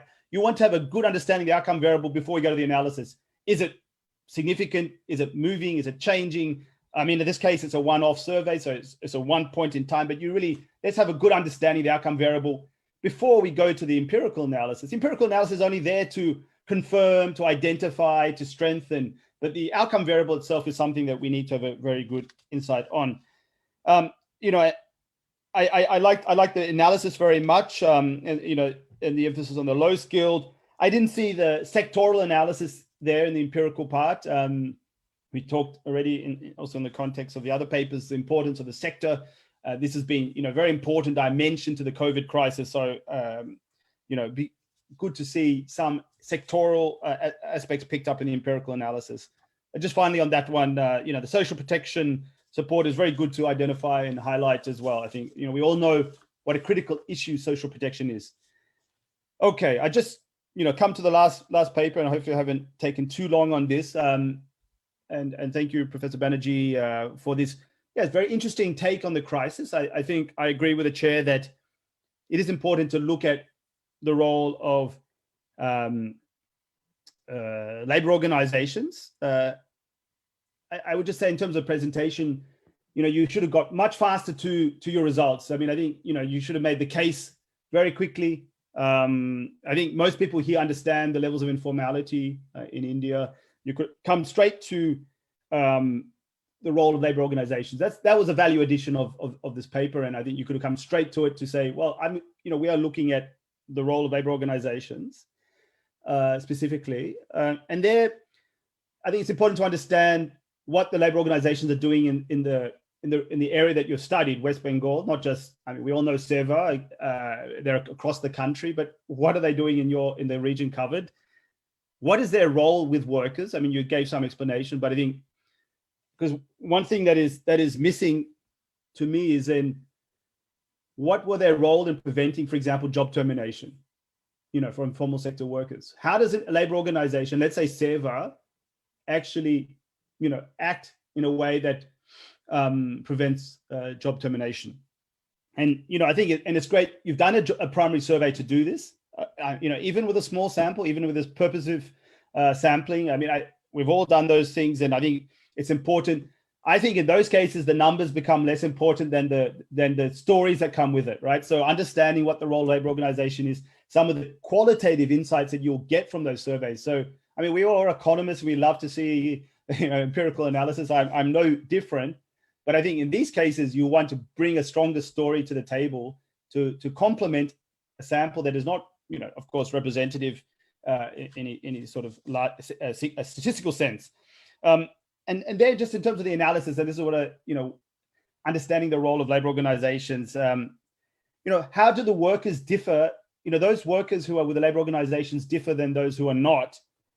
And is that highly correlated with those other variables? Because I'm just, curious that, in your analysis, it's basically, for example, the job termination, that it's only the coefficient on being a member of a labor organization that is significant, but then, it's possibly they're highly correlated with the other explanatory variables, because, being a member of a labor organization is probably not a random thing, right? So they may be related to the other explanatory variables, but I don't know if you've looked at that, but I think it's a very very interesting study, and it'd be worth going into some of these stories and focusing in more detail on the specific role of labor organizations to complement any data that you're able to bring to the table. So, Chair, I think I've used more than my time, so I hand it back to you. And thank you very much to the four presenters for a very interesting set of papers and insights on some critical issues. Thank you. Back to you, Chair. Thank you, Dr. Chair. You haven't certainly taken more than your limit, but even if you have taken, it was very productively used. We learned a lot from your comments, and I'm sure our presenter will take the notes, and it will be good to see revising sort of your analysis in the light of the comments coming from the Dr. Sher. So thank you so much, Dr. Sher, for a very brief yet very comprehensive analysis and the comments on the studies. So let me now open the floor to our very distinguished audience that we are having sitting in the lobbies and waiting. So please ask the questions, introduce yourself first, then ask the question, and please do highlight who you want to respond to your questions. If there is any general question, you can highlight that anyone can respond. And I think if presenters can agree and other colleagues, we can take 3-4 questions in one round and can come back to the panelists, and then you can respond to the respective questions. So the floor is open, please. Dr. Amin, I can see Dr. Nirmal Kumar Raut, he can speak up, and Dr. Jahidul Qayyum also, and then Miss Ishrat Sharmin if she wants. Sure, please. Dr. Raut, would like to speak, or someone will read out? Yes, please. So thank you, everyone. So I'm Nirmal Kumar Raut from Tribhuvan University, Nepal. So my question was to Dr. Saima. So I have, I think I have put that into the chat box. So can you read that, or should I need to elaborate on that question? It's fine. I can respond. Okay. Okay, yeah, that's sure. great. I think it will be good if you can read. Maybe other sort of our audience and the presenter, it will be good if you can read. I think so. I think so. Dr. Raut, if you can read out your questions. Okay, so I was kind of like wondering what might be the channels, the recovery channels for the recovery process itself, for the wage recovery process itself. So I was thinking that maybe, for example, the laborers, they lose the job, and the nature of the contract that these laborers have with the employers, that might also determine the recovery process. So I was wondering if you kind of like considered that fact into your empirical analysis or not. So that's a simple question that I wanted to ask. Did you get my point or not? Yeah, sure. Okay. Thank you. We can have 2 more questions. Yes, Dr. Jahidul Qayyum, I think if you can, please. Hello, thank you. Thank you for giving me this floor, the opportunity. Actually, I have mentioned my comments with the first presentation on Bangladesh. And I think I got some response as well, but it's an interesting issue because I think the study was done on the basis of a large sample and the national very big sample, and then drawn from that, a sample for this study was drawn from there. My issue was like, because we all know the COVID was kind of started in the urban areas and then it spread out with the other urban areas. So the big cities to medium-sized cities and then smaller cities. And it's quite likely that you have the impact on some of the and also other papers mentioned about this informal sector. So I was just thinking about wondering that how it could be really representing those population with the urban population. I got some reply, but I still think that would it have been possible to really kind of bring out much more people who are really working in the urban areas and see whether the model you have developed and see that the results, how would that have been different? That was my question with regard to the first paper. And I would like to bring another one, which I didn't put in the second one, last in my chat box with the last presentation. And I think that, and the main commentator, the discussant also raises issues. A very interesting point that the informal workers in the formal sectors, and amazing. This is a very important issue, and how the system has really been an issue. My point is only in that regard that how big is the kind of an issue, that what is the extent of the informal laborers in the formal sector? and what proportion of the labor forces in this formal sectors have been very informal. I mean, if that issue is being really brought in, and that has a really lot of policy implications. Thank you very much. Thanks. Dr. Amin, shall we take the third question for this round? Yeah, I think Dr. Zakaria is line up next, and he can have. But with just one request, if you can please raise your hands, you can press the raise hand button from the reactions. That will help us who wanted to speak. Thank you. So, Dr. Zakaria.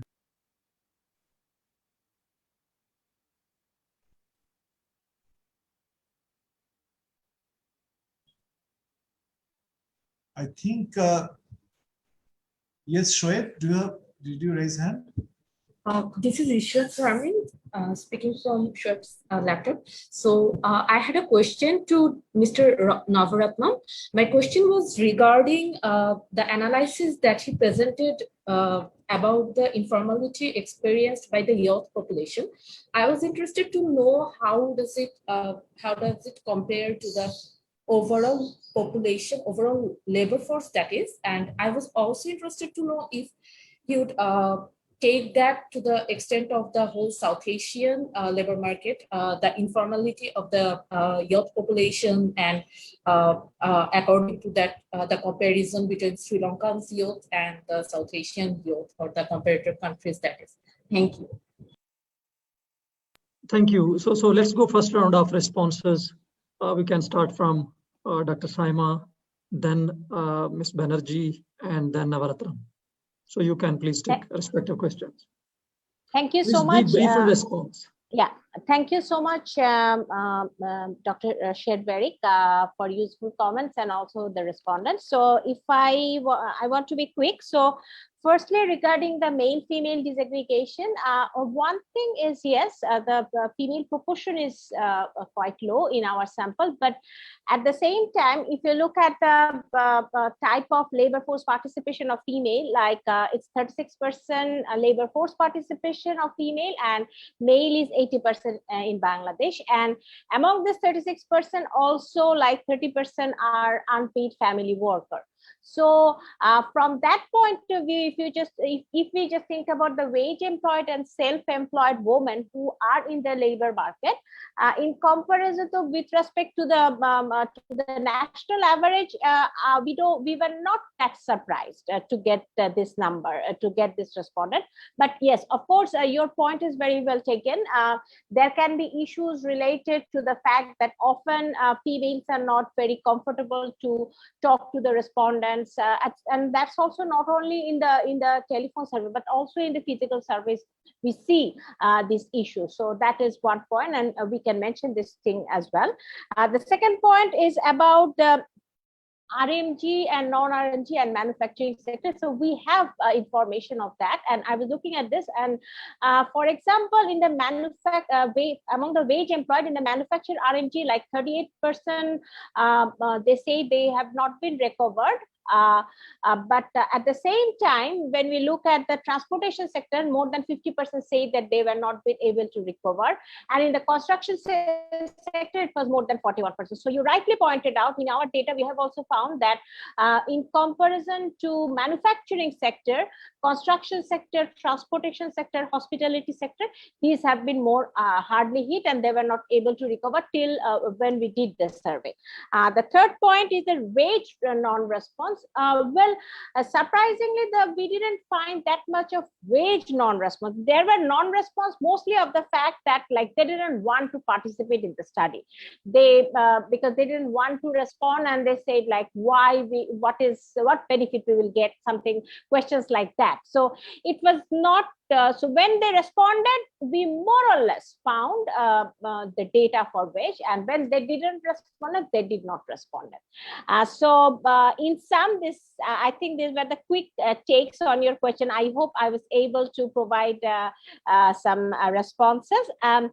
In terms of the question that Mr. Zahidul Qayyum had, yeah, this is an interesting question. But if you think that the rural and urban, these are also very closely linked. And as I wrote in the chat box, like in the rural areas, they are very highly dependent on the urban population as well, and urban labor market as well, and because of the internal migration issue, and also because the supply chain of in the rural labor market of non-farm activities, that has been hampered, like the production of different items like milk, eggs, and all of these items, that has been hampered as well. So that can be one reason, and I think that is that can be quite strongly prevalent in the context of Bangladesh. And the secondly is like when we looked at the urban sector, many of the sectors are consist of the secondary and the tertiary sector, and we have seen in our analysis the secondary and tertiary sector are less vulnerable. So and rural population and rural poverty is already higher in the context of Bangladesh. So in terms of the vulnerability, the urban population were able or quickly respond to the shocks and of COVID. That is one explanation that I have in mind. And the question of Dr. Rao, thank you very much. One response is like you asked for like full-time and part-time job, whether that has affected the recovery process. I don't think that happened in our case, because most of the cases they were full-time workers. And the second question is a very interesting question. We don't actually, in this survey, we don't have the data of the recovery, but interestingly, we have a sister survey where the same question was asked just 1 month before to the same respondents, and there we got the information from them regarding the recovery, and we have found that many of the people recovered through borrowing, through using their savings, and that can be one way of recovery, and that can be one channel. The second channel is some people have changed their job, like 5.5% people we have found that they changed their job, and also we have seen that there were some people responded that they have received some government incentives as well. So, but in most of the cases, the recovery process, what we see in our analysis more strongly, predominantly that has been determined by the type of industry in which they are working, like whether they are working in the hospitality industry, construction industry, or they're working in the manufacturing industry. So the process of recovery was more closely related to that. I think I will stop here. Thank you so much.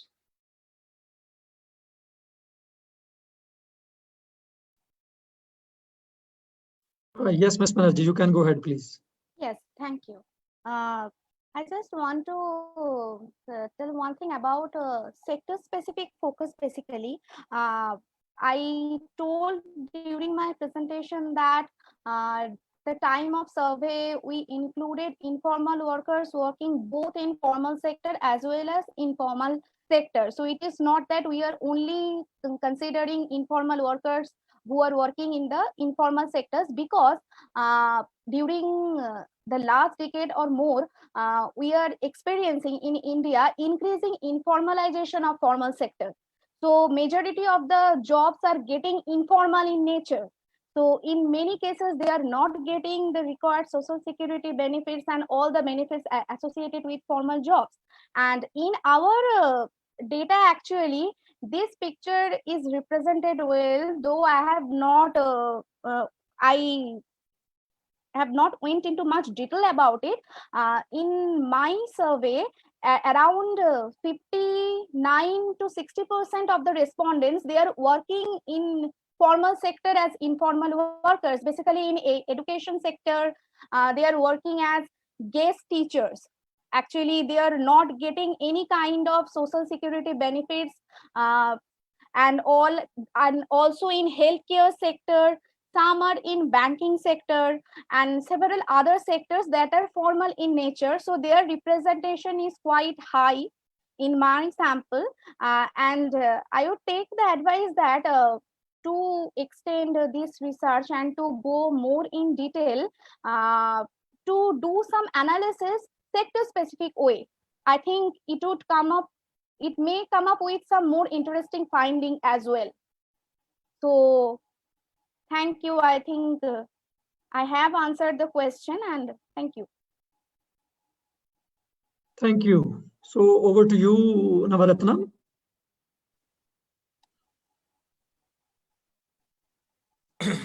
Hello. Thank you very much for your comments and the questions. The person asked me the question regarding the sample, how to select the sample and how to estimate the population. The total population, normally we have got the data from the Department of Census Statistics, the micro level data. So based on the labor force, annual labor force survey data, so I have used the statistical software, the Stata 14 version. So based on the versions, so the micro level data, I have given the filter. I filter the data based on the age group. The age group from 15 to 29 age group. Then I selected around 16,420 person. Then I exclude, especially in the full-time student, who are the full-time student, those people also I exclude. Then I filtered the youth who are in the labor force parts. Then based on the weightages, they are given the Department of Census Statistics the annual factorize. That's mean the weightage. Based on the weightages, then I can calculate for the total population. So, but this research mainly I found that what are the factors associated with the determinants, factors associated with the informal youth employment for the based on the outcomes, the unemployment, for formal work, in public, especially in the government formal work, private formal work, and informal work. These are my findings. Thank you, sir. Okay. Thank you for very brief, relevant answers. So let me go for the second round. But before that, I have one request that I have received in the chat box, and that is to the presenters. And definitely, this is their own choice and prerogative. The message is from Abdul Bari. Hello, everyone. Could the presenters share their PPT and PDF of their presentations and the articles which they presented in the conference? We leave it on you to decide. That you would like to share it or not, but this is the request. And there is one raised hand from Pradeep Chaudhary. So Pradeep, can you ask your question, please? Yeah, thank you. Nice presentations. I have 2 points. One is for Tanima, who presented in the context of West Bengal. No, I'm not getting the channels or pathways through which actually the labor organizations are going to help or useful for the informal workers. That channel is not clear. Though there are some empirical results, I want to understand, or it is important to understand what are the pathways through which they can help. What is happening in the COVID context? That is my understanding. I think Verick will clarify that he can add that the most of the cases, the risk is being transferred to the workers. The employers are transferring the risk to workers to a larger extent. They are the risk minimizer, and the risk is being maximized by the direct employees, the workers. So that is happening in the COVID-19 case. So how the organization, let's say a strong labor organization, will help, because the bargaining power of the labor organization is also being minimized in the COVID context, because there is a chaos in the labor market, and that is actually minimizing the bargaining power of the organizations. That I need clarification. Actually, what are the pathways, how it will work, the channels through which it will work effectively. I have one question for Juwaria, who said one point towards the end. I was not listening there, like I was not there in the entire presentation, that higher education and secondary education at least will help the workers. So that's one recommendation she made towards the conclusion, that it will really help in minimizing their risk, or getting a better job even in the pandemic time. In some other studies, I have seen even the educated people, they are also being displaced from the labor, like their work, and that is very huge. And how relatively they will be in a better position, I didn't get actually. Is it an empirical analysis he did, or is it true in the Pakistan context, or I am not clear actually. Can you clarify that? Thank you, Pradeep, for your question. I have one more question to read from the chat box. And if Mr. Shakil Ahmed can hear me, and if he would like to read his question, welcome. Otherwise, I can read. Mr. Shakil, are you there? Yes, I am here. I think you can read the question. Oh, thank you. Thank you. My question is to Dr. Sher Verick. Sir, you talked about the problem of increasing inactivity in an earlier conference of SANEM. Can you kindly tell us the current state of the problem in the context of global labor market? We have a question for you, Dr. Sher, as well. So can we have any other question? If there is anyone, please unmute yourself, introduce and ask. Great, we don't have. Let's go with Ms. Banerjee and then to Zubaria and then to Dr. Sher.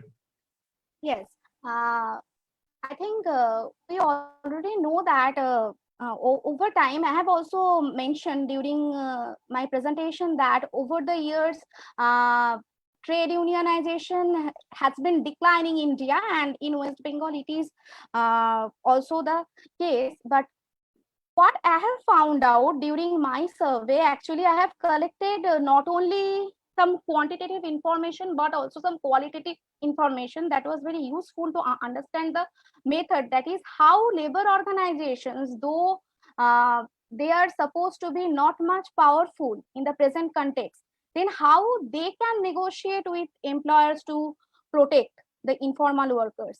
Then what I have found out is that most of the labor organizations in informal sector, they are local in nature. They are local bodies backed up by some local authorities or some local clubs or some local organization that have some kind of power, maybe in some cases some political power may be associated with it, and with that power they can actually negotiate with the employer to some extent. And for example, some workers that are working in a local grocery shop, so if that person is associated with a local organization, then actually they can talk on that person's behalf, that worker's behalf, with the shop owner, so that they don't terminate their job. And it has actually happened when I talked with some of the respondents. So these are the channels, few channels through which the local organizations have been more successful than some international bodies or regional bodies. In case of channelizing the benefits of labor organization that they can have on job issues or wage issues. Thank you, Ms. Banerjee. Zubaria, Ms. Zubaria, can you? Thank you so much for your question, and indeed you have raised a very valid point. As far as my recommendation is concerned, I have given in this context that if we look for the future pandemics, so I think this is a right approach for any economy to focus on human capital. So maybe in this survey or in this particular context, we are not able to get the relevant results in my estimations. But I think if we as a nation, or if in South Asian region, we will focus on education, and if the threshold is like metric or secondary level of education, it will provide a hedging like in the future pandemics. In future, I mean, workers will be able to like you can say confront any kind of shock if they are well educated and they are able to learn about digital skills. And same. Thank you, Ji. Over to you, Dr. Sher, please. Thank you, and thank you, Dr. Sakil, for this important question. I didn't touch on it in this conference as much, but indeed what we have seen globally, and you see in most countries, it varies at the country level, but globally, the employment losses that we saw last year has translated into a much higher increase in inactivity than unemployment. Now, this is partly a statistical issue, but it's also reflecting the fact that the lockdown have prevented people from being able to undertake job search and be available for work. These are two requirements to be considered unemployed as opposed to, let's say, discouraged. Discouraged will be that you're not actively searching for jobs. And this is another unique feature of the crisis that we have not seen in previous crises, such as in the global financial crisis. So I think that the very important message is that when we look at the impact on the labor market, we have to be very careful to analyze a range of indicators. I mean, that's the case in any labor market analysis, but I think it's even stronger in the case of the COVID crisis. So going forward, is I think we are all interested in monitoring impact, and this is what we do globally at the ILO and in country level, and you are all looking at it in your specific countries. We need to see where the adjustment is taking place. You know, are people who were inactive, let's say young people in particular and women, this is where we saw the strongest effects. Are they starting to search for employment again? Are they returning to employment? It's absolutely critical to understand those adjustment patterns, you know, in particular for policy. So, you know, if you see a low level of unemployment, which is anyway a misleading indicator in South Asia, you know, in the case of COVID, you cannot use that as a reason to say the labor market is recovered, right? So labor market recovery is going to be very much dependent on a range of factors, including the return to the labor force, ability to find, very much also the issues that the presenters have picked up in terms of incomes, etc. So it's good that. Back to you, Chair. Thank you. Well, thank you. I can see no raised hands on the screen, and also we are almost running out of time. We are very much on time. So with this, let me now invite myself for the comments as a session chair. But let me start by admitting very honestly that chairing a session in presence of such an accomplished economist like Dr. Salim, Rehan, and a brilliant voice on the labor market issues like Dr. Sher is really daring. And I just took it as a last moment call of duty because Dr. Abed Qayyum Saleri, who was the actual chair, wasn't available. But I am thankful to Dr. Saleri as well for putting me as a replacement, by virtue of which I was able to sort of listen such an excellent discussions and the comments from the discussant and other colleagues as well. So I thank to Dr. Salim, Dr. Saleri for me replacement, and all the presenters for bringing us such a diverse set of sort of analysis and the conclusions they have been coming up with, and to Dr. Sher also to summing up in such a nice way, to synthesizing it excellently. So I'll just start by thanking two presenters as well, some very relevant topics, and it was good to see that the academia and the development sector is now picking up some very relevant topics from a multidimensional perspective. It was good to see. And on presentation, honestly, I'm not left much to say after very sort of brilliant synthesis from Dr. Sher. I'll just pick up 2 points, and that also only for to reassert, not to add any thing more on it, that while you are presenting your findings or the conclusions, do differentiate between the lockdown and the phase of economic recovery. Both have a very different dynamics. It was very, I mean, for example, the impacts on the long lockdown may be transitory, but if you fail those things, dealing in the recovery may be persistent. So do touch upon and do keep in mind the context. Is it the lockdown? For example, if the last finding from the last presenter, that many of the people who did not lose the job but faced a drop in salary are delayed in the payments. That was actually a natural outcome of the lockdowns, when the liquidity in the market at the very initial stage was not. You have to close your businesses, your payment stream was disturbed. So in that context, this may be a natural outcome. So keep in mind the context that Dr. Sher has highlighted, that in which context you are presenting the findings.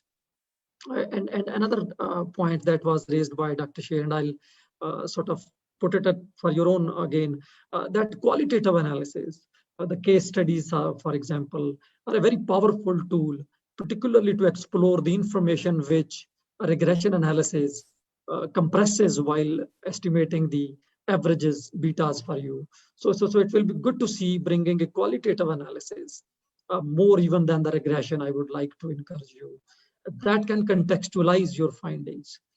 For example, the question asked by Mr. Pradeep was a very relevant question, that how it happens in terms of education and employment, because the data, when we see even in Pakistan, shows that your unemployment level actually increases along with the level of education increase. But giving the context will be very important. And I think one context that I find in Pakistani context, and maybe in the South Asian context as well, is it is the economic growth structure of these countries. A growth which is coming from the consumption, which is financed by unproductive, low productive services sector. So and low manufacturing base. So this is creating more jobs for elementary and occupations, which are low skilled occupations. It is not creating sort of the jobs which require middle skills or the high skills, and that creates an unemployment. So this is how what Dr. Sher was referring to, that contextualizing your finding is very critical. One technical comment before I sum up my general comments on this one, and that applies to all studies most probably. This is on the estimation methodologies in general, because I think the studies were clubbing some of the groups or some of the segments, and this is the point Dr. Sher also highlighted, that do think on which group you are talking about. So when you are clubbing all those groups similar, your methodologies can create some sort of selection bias, because those who are in the formal sector and those who are in the informal sector, they are fundamentally two different groups. They have different socioeconomic characteristics. So clubbing them in a one sample, in, for example, logistic model, by yes or no, 1 for yes, 0 for no, or 1 for formal, 0 for informal, that creates a selection bias which a logit model of the logit cannot sort of compensate for.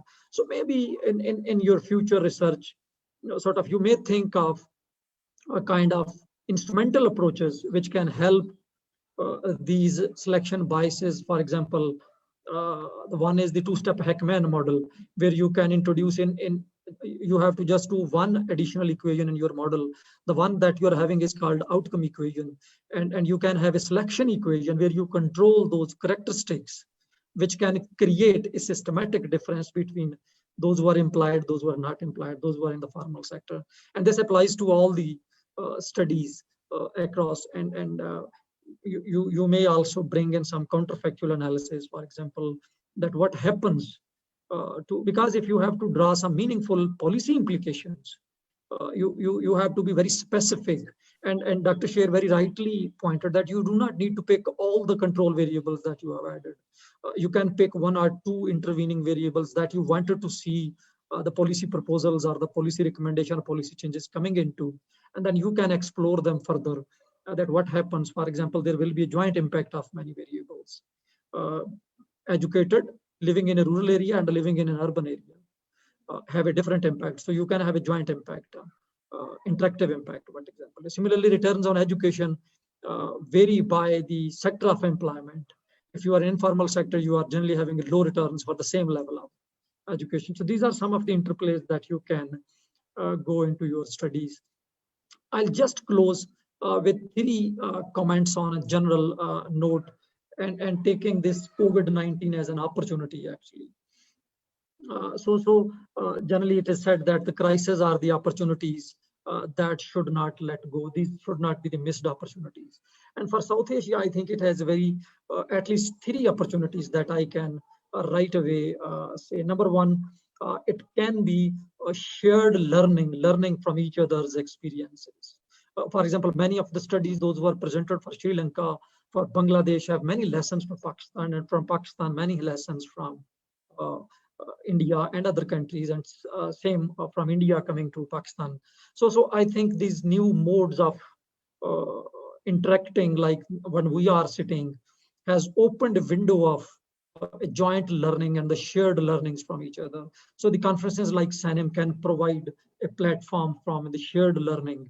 And I think it will be good opportunity if any synthesis paper, focus paper or any one-pager, two-pager synthesizing all the major findings from these 4 or 5 papers in the session can come as a joint at a South Asian learning level. So this can help better us prepare for the recovery.